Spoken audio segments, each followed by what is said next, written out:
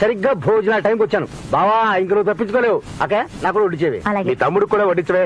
బావా నాటికి ఎంత మంచి మాట అన్నావు బావా. కూర్చోవయ్యా కూర్చో. ఇవాళ మా ఇంట్లో కోడి కూర. కోడి కూర? ఆహా మాత్రం ఏది చూరుకు వెళ్లాడుతోంది అదిగో.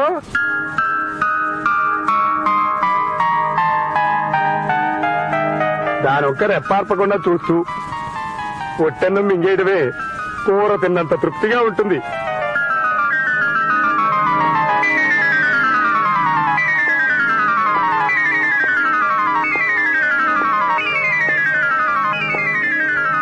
అన్నా నా రాజ్యం ఇలా పాడైపోయింది.